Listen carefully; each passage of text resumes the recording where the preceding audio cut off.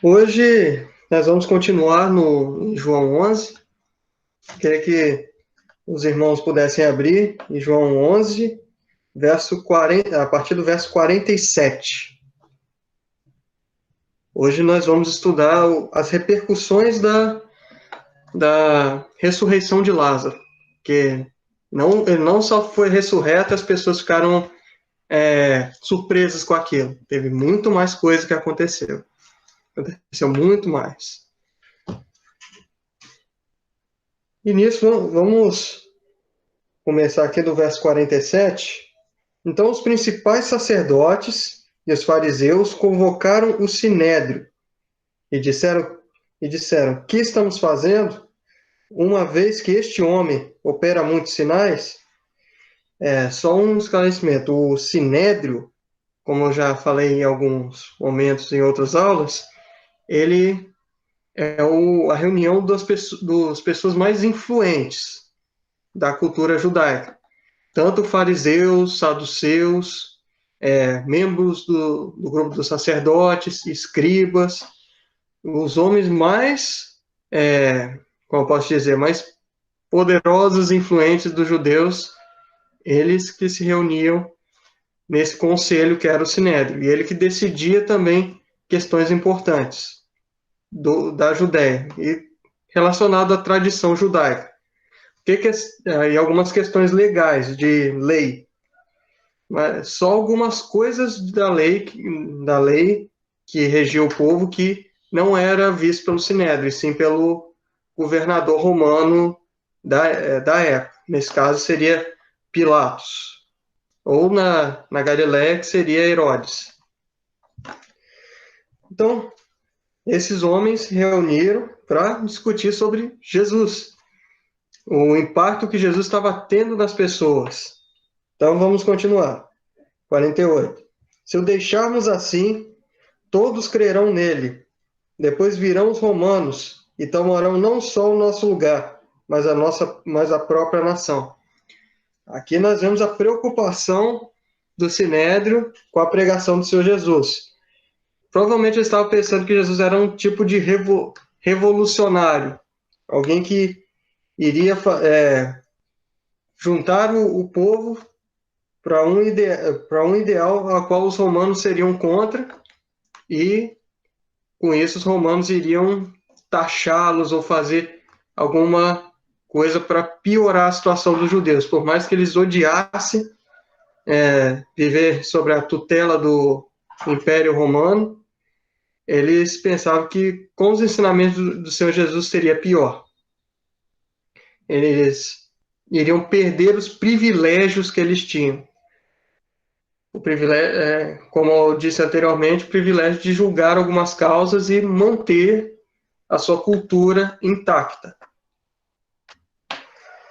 Então, vamos continuar. 49. Caifás, porém, um dentre eles, sumo sacerdote naquele ano, advertiu-os, dizendo: vós nada sabeis, nem considerais que vos convém que morra um só homem pelo povo, e que não venha a perecer toda a nação? Ora, ele não disse isso de si mesmo, mas sendo sumo sacerdote naquele ano, profetizou que Jesus estava para morrer pela nação, e não somente pela nação, mas também para reunir em um só corpo os filhos de Deus, que andam dispersos. Então vamos entender um pouco aqui o que Caifás estava querendo dizer. Primeiro, aqui fala que Caifás era o sumo sacerdote daquele ano. Para vocês entenderem, Anás e Caifás eram sumos sacerdotes, mas só que eles revezavam. A cada ano era um sumo sacerdote. Nesse caso era o ano de Caifás. Se vocês lembrarem de quando Jesus foi julgado, primeiro ele foi para Anás, que não era o sumo sacerdote do ano, e depois ele foi ser julgado por Caifás, que era realmente quem fazia os deveres do sumo sacerdote naquele ano. Mas isso a gente vai ver mais lá na frente. Vamos continuar aqui olhando o discurso de Caifás. Caifás ele faz uma profecia.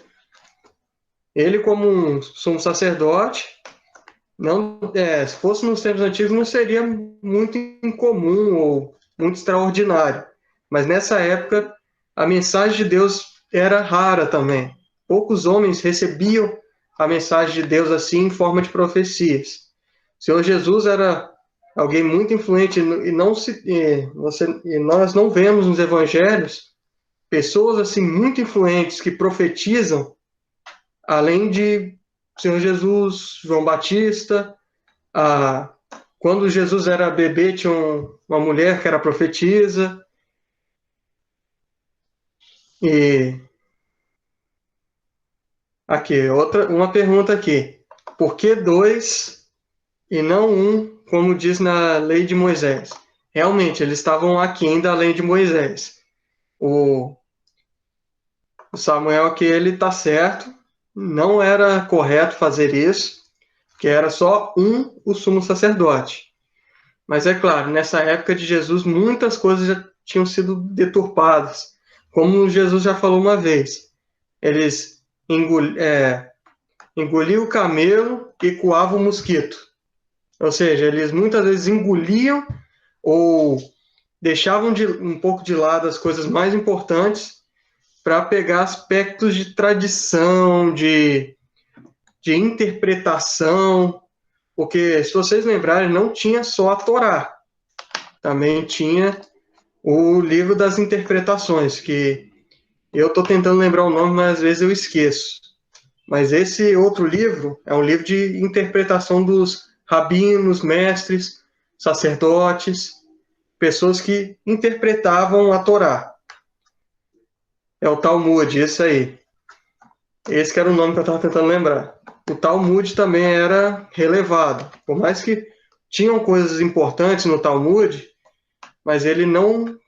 Se vocês quiserem ler, eu acho que tem como achar para ler o Talmud, mas tentem sempre lembrar que o mais importante é a Torá, o Velho Testamento.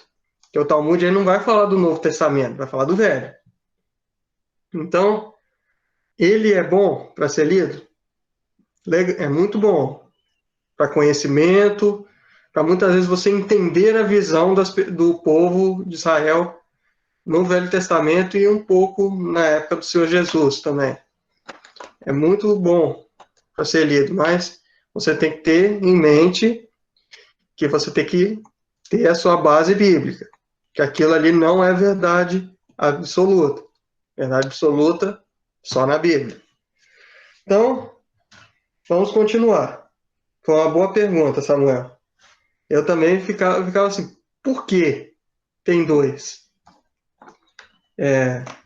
E realmente eles estavam desviados até da lei de Moisés.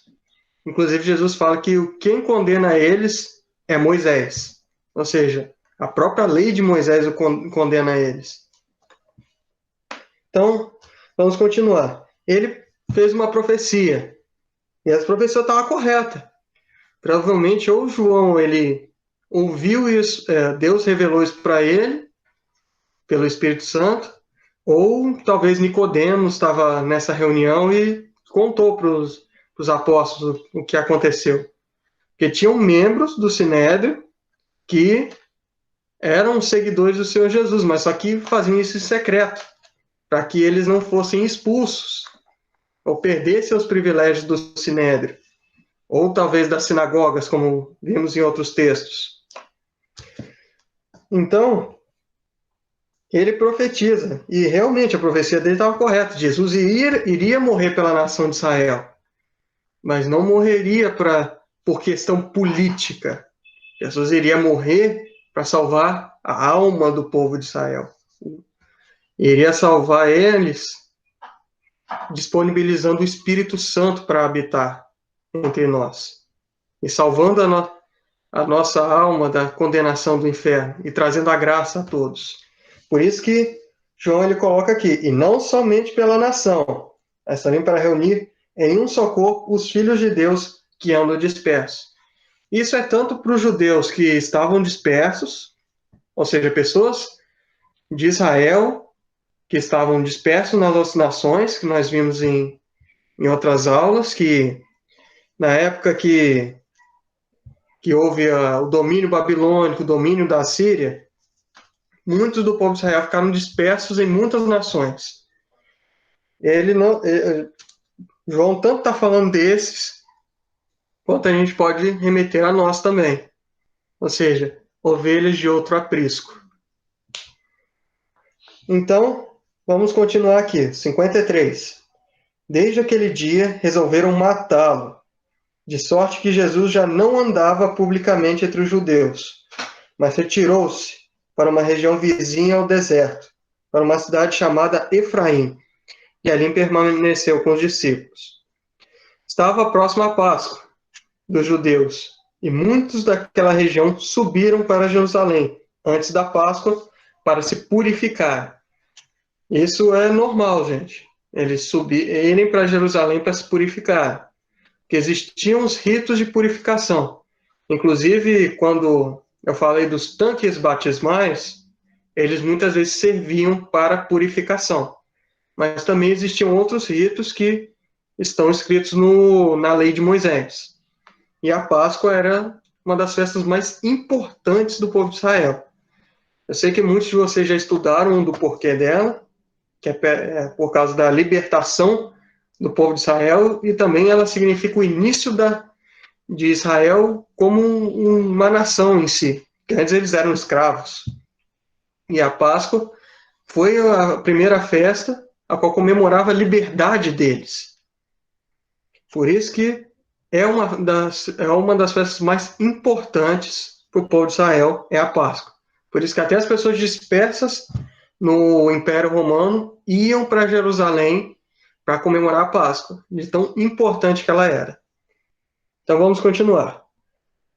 Lá procuravam Jesus, e estando eles no templo, diziam uns aos outros: que vos parece? Não virá ele à festa? Ora, os principais sacerdotes e os fariseus tinham dado ordem para que, se alguém soubesse onde ele estava, denunciá-lo, a fim de o prenderem. Então,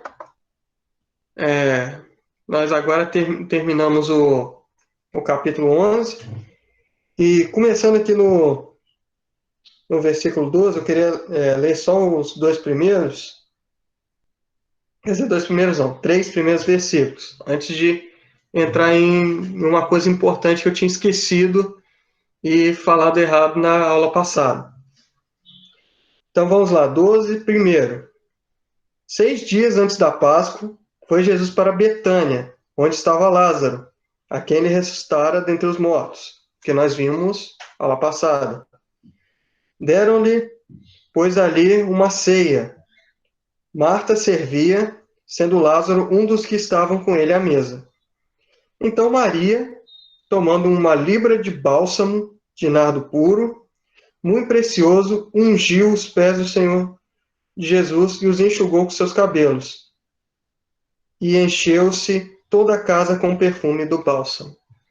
Então, aula passada eu falei que isso era meio que uma coisa no passado, mas eu estava errado. Isso aí, ou seja, Maria, ela ungiu os pés do Senhor Jesus não uma vez, 2 vezes. Eu queria corrigir essa parte, porque é importante e não é bom a gente continuar com o pensamento em erro. A gente erra, mas é bom que a gente sempre consegue consertar. E a primeira vez que Maria ungiu os pés do Senhor Jesus, não está no livro de João, mas sim no livro de Lucas. Eu queria ler ele rapidinho. Está em Lucas 7. Vou ler só do 36 ao 38. O texto ele é bem grande, e se eu continuar nele, ele vai demorar muito a aula e a gente não vai conseguir acabar a tempo a aula de hoje. Mas só para nós fixarmos a aula. Então, Lucas 7,36 está escrito assim: convidou um dos fariseus para que fosse jantar com ele. Jesus, entrando na casa do fariseu, tomou lugar à mesa. E eis que uma mulher da cidade, pecadora, sabendo que ele estava à mesa na casa do fariseu, levou um vaso de alabastro com unguento. E, estando por detrás dos seus pés, chorando, regava-os com suas lágrimas, mas e os enxugava com seus próprios cabelos. Beijava-lhe os pés e os ungia com um unguento. Nós vemos aqui, é claro, quando João fala em João 11, no começo, no versículo 2, ele explica que essa mulher de Lucas 7,36 era Maria. E esse fato de ser pecadora, isso é provavelmente porque talvez ou ela era uma prostituta, sim, talvez Maria era uma prostituta, ou tinha cometido adultério e todo mundo sabia. Nós não sabemos qual era o pecado dela, não dá para ter certeza, mas esse é o que é mais provável que as pessoas mais interpretam dessa parte. Então, essa foi a primeira vez que Maria ungiu os pés do Senhor Jesus. Agora ela unge os pés de novo. E nesse momento foi o fariseu que viu o problema nisso, porque ele sabia quem era Maria. E Jesus ele perdoa os pecados de Maria nesse momento, que deixa as pessoas bem estupefadas naquele momento. Então, continuando aqui no 12, eu queria pedir para o Vitor, se ele puder, ele lesse do 4 ao 8.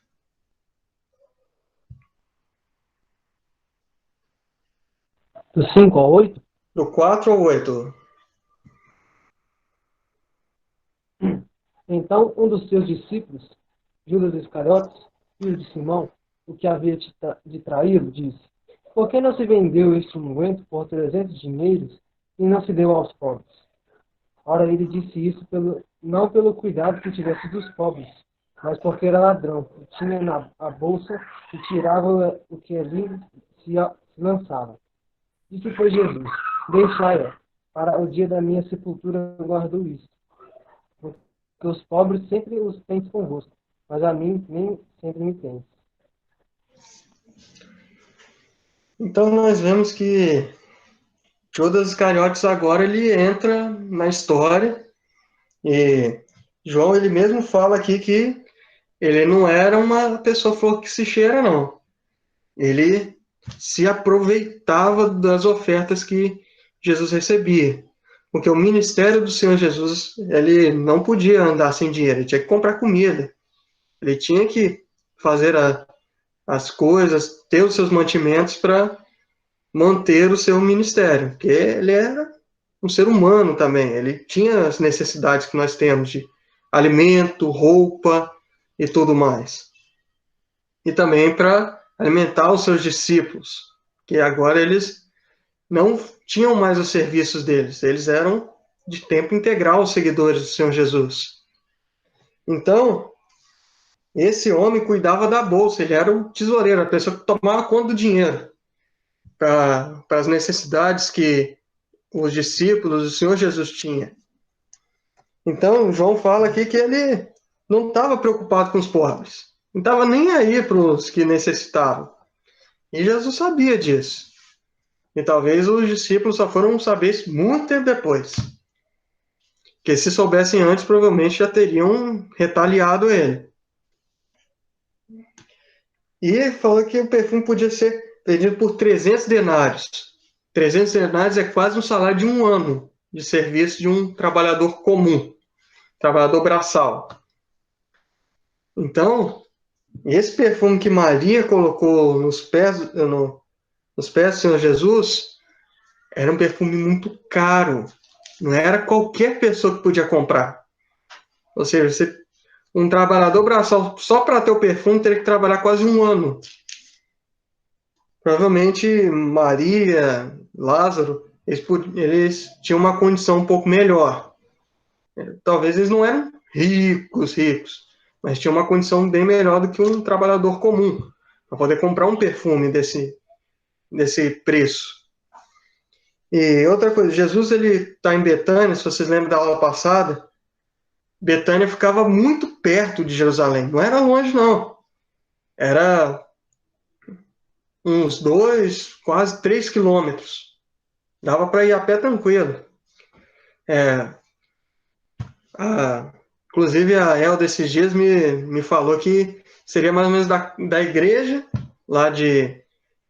Eu sempre esqueço o nome do bairro de vocês. Nossa, tô, tô esquecido de nome. Falei que é perto, é daqui, daquela geração, até na casa da Tia Lô, mais ou menos. Um pouquinho mais.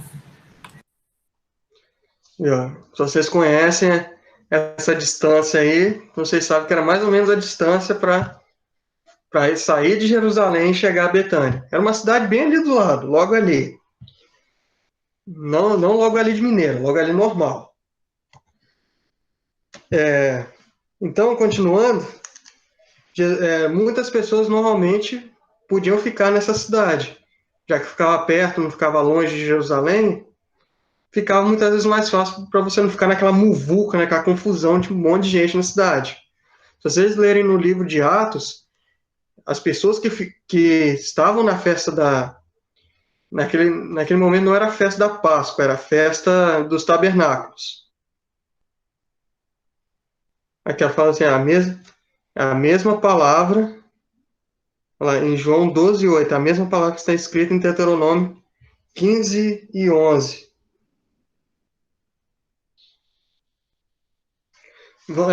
Eu não olhei Deuteronômio 15:11, mas vamos dar uma olhada aqui rapidinho. Uma coisa bem interessante. Nós sabemos que tem algo parecido com isso no Velho Testamento. Aqui, ó. Pois nunca deixará de haver pobres na terra. Por isso eu te ordeno, livremente abrirás a mão para o teu irmão, para o necessitado, para o pobre na tua terra.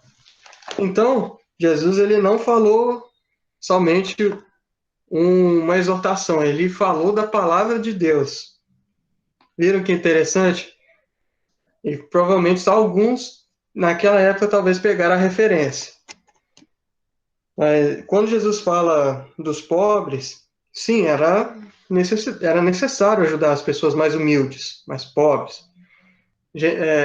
Muitas vezes o pessoal sempre me ensina, não chame de pessoas humildes. Pessoas humildes são pessoas que têm humildade. Pessoas pobres podem ser arrogantes, não necessariamente são humildes. Então, por mim, é muito errado a gente falar que são pessoas mais humildes. Não, são pessoas pobres, pessoas carentes financeiramente. É bom a gente colocar essas coisas bem claro para a gente não entrar em confusão. Então, Jesus ele não está falando que não é importante ajudar os pobres. Jesus está falando, ó, os pobres vocês sempre vão poder ajudar.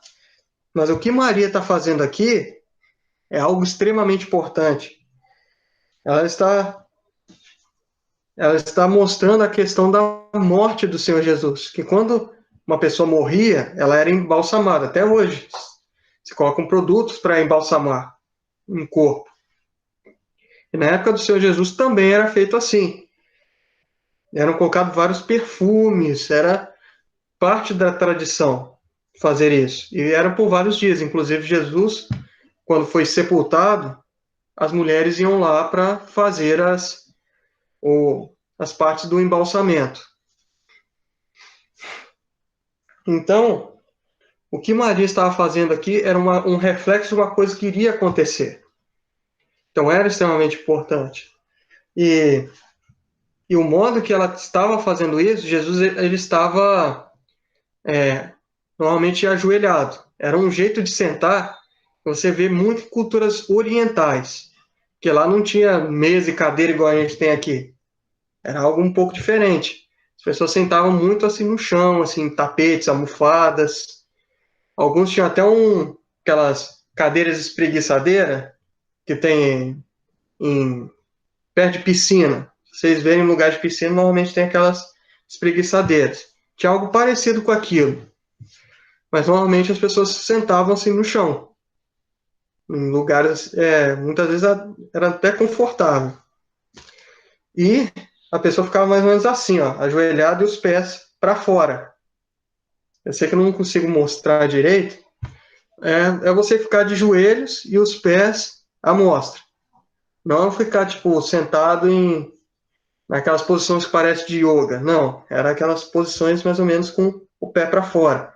Desse modo que Maria colocou a primeira vez um unguento. E provavelmente dessa vez também foi desse jeito. Quando Jesus estava lá sentado, desse modo que o judeu se sentava, ela lavava os pés dele. Isso é só uma questão de curiosidade para saber como. Que não tinha essas cadeiras que a gente tem hoje, cadeiras altas. Os judeus era um pouco diferente, essa questão de sentar à mesa. Então vamos continuar aqui, verso 9.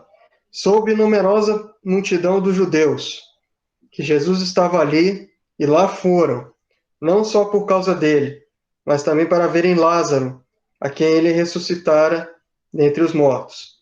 Mas os principais dos sacerdotes resolveram matar também Lázaro, porque muitos dos judeus, por causa dele, voltavam crendo em Jesus.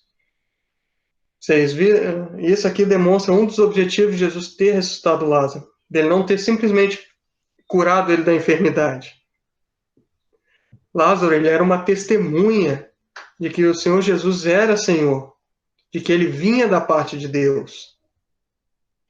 Então, os sacerdotes, o pessoal que era contra o Senhor Jesus, sempre tentando silenciar as pessoas que falavam em favor do Senhor Jesus, e Lázaro como uma prova viva do poder e do ministério do Senhor Jesus, eles queriam apagá-lo para que mais pessoas não se juntassem, não crescem no Senhor Jesus. Então, essas foram as repercussões da ressurreição de Lázaro.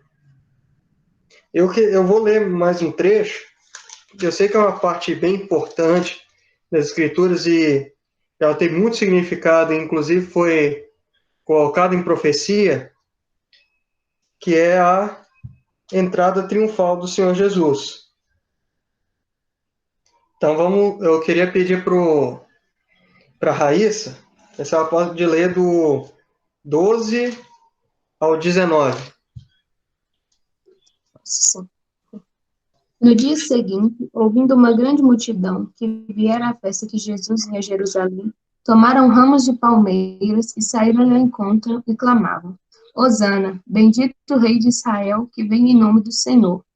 E achou Jesus um jumentinho e assentou-se sobre ele, como está escrito: Não temas, ó filha de Sião, eis que o teu rei vem assentado sobre o filho de uma jumenta.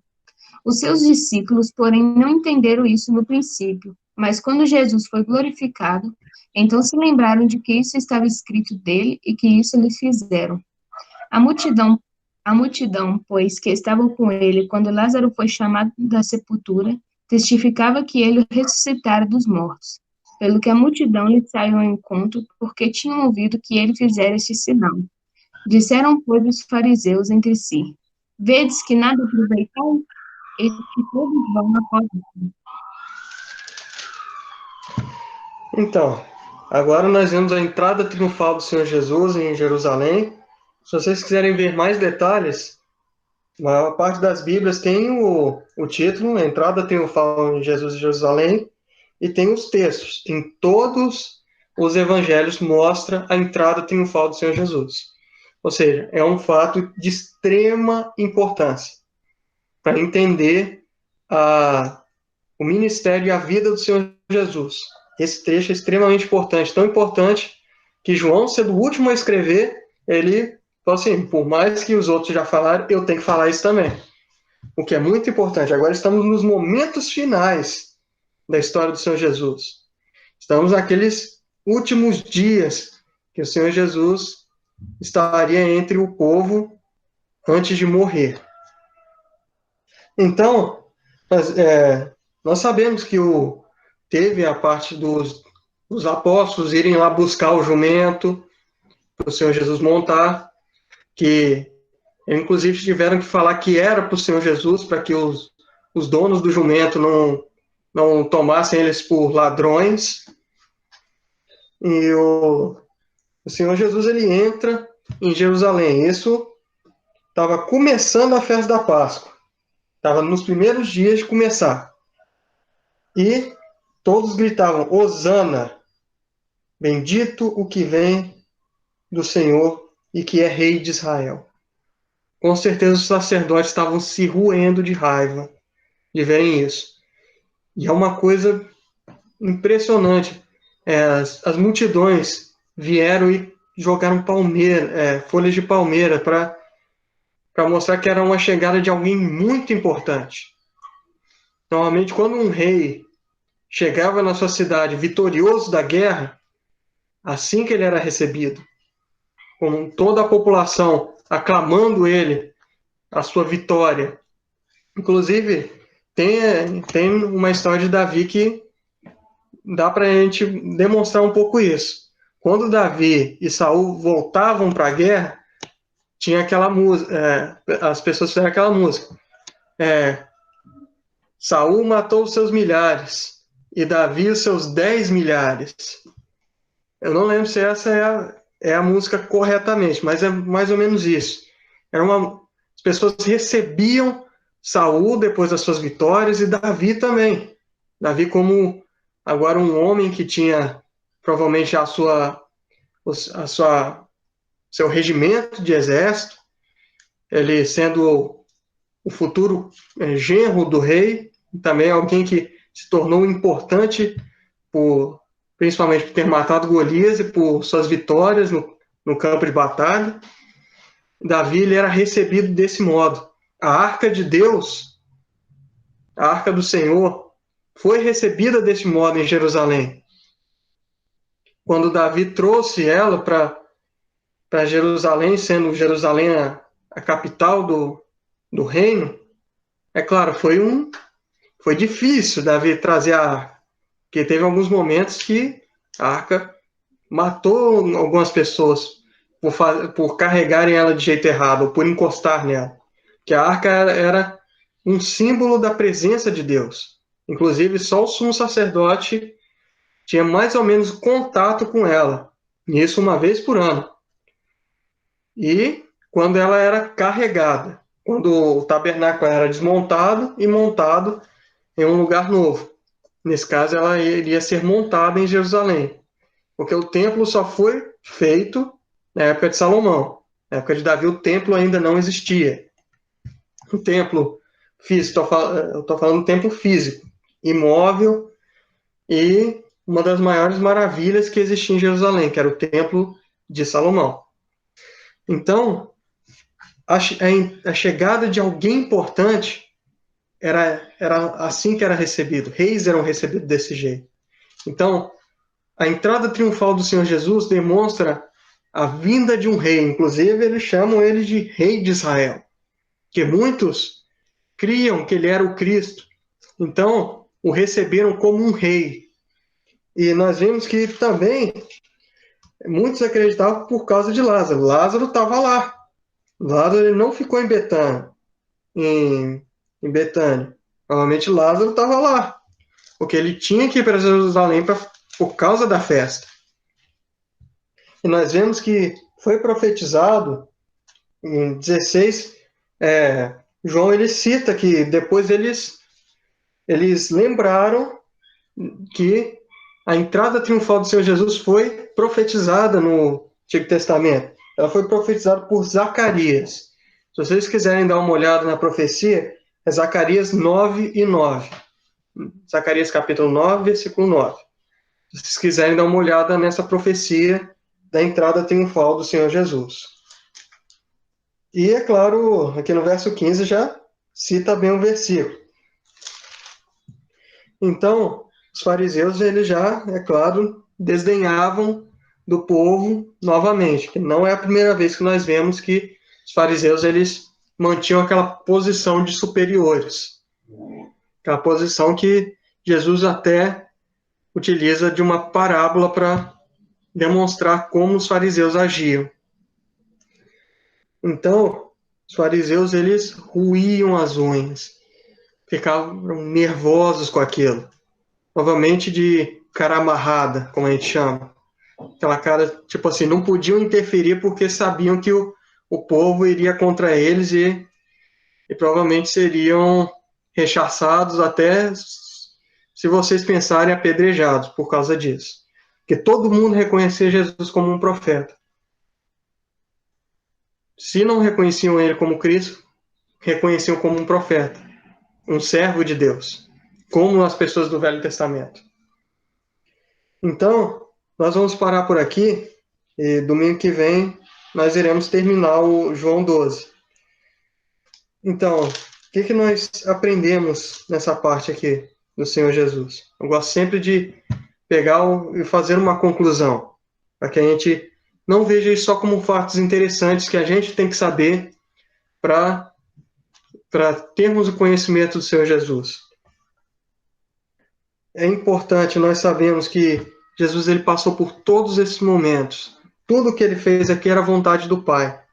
E isso eram sinais, eram demonstrações de coisas que iriam vir. Jesus ele não foi rei de Israel nesse momento. Jesus ele será rei assim, pessoalmente, com algo visível, dele sendo rei, com um cetro na mão e com seu trono, no momento em que o milênio começar. Então, essa entrada triunfal do Senhor Jesus, ela representa algo que acontecerá no futuro, a qual o Senhor Jesus ele chegará e reinará não só sobre Israel, mas sobre toda a terra. Ele será rei. E durante 1000 anos, ele será soberano sobre tudo. E logo após isso, depois dos eventos de guerra que terão, tudo será completo. E Jerusalém será a capital de tudo. As nações todo mundo vai para Jerusalém para encontrar o Senhor Jesus, para beber, se deliciar com a sabedoria dele, se deliciar com a sua presença, se deliciar simplesmente do fato de termos alguém que nos ama, que nos amou no passado.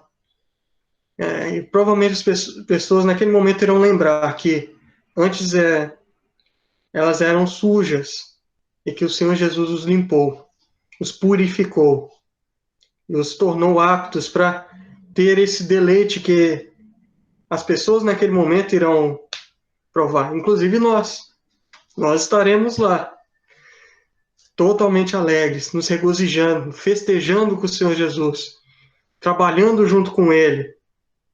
E não um trabalho cansativo, mas um trabalho prazeroso, no qual teremos prazer de servir o Senhor Jesus como Rei e sermos seus leais súditos. Então, tudo que foi feito aqui teve um propósito. Maria ter ungido os pés do Senhor Jesus tinha um propósito de simbolizar sua morte. E não uma morte que ficou por ali. O Senhor Jesus ele ressuscitou, ele voltou. Como diz aquele hino que eu gosto bastante, morto ele não ficou, triunfante Cristo ressurgiu.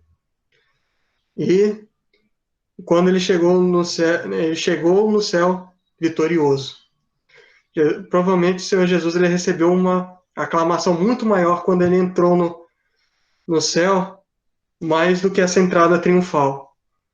Quando o Senhor Jesus ele retomou a sua posição do lado do Pai, como Deus e Senhor, com todo o direito e poder que ele sempre teve.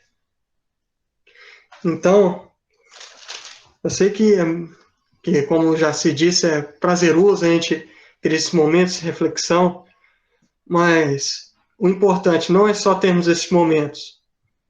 O importante também é colocá-los em prática em nossa vida. Sermos pessoas que tivemos a vida mudada por este homem que veio e que morreu, que não era só um homem, mas sim Deus, que se humilhou para chegar até nós. Deus, como diz o versículo, ele não teve como usurpação ser igual a Deus. Não quer dizer que ele queria ser igual a Deus. Ele era Deus. Eu sei que muitas vezes pode dar uma confusão, porque usurpar também quer dizer roubar ou pegar alguma coisa de alguém. Jesus, ele não teve apego. Para mim, a palavra que mais traduz esse versículo seria não ter usurpação, ser igual a Deus, mas ele não teve apego à posição que ele tinha. Jesus, ele tinha a posição mais elevada de todas. Ele era Deus. Não existe algo acima dele.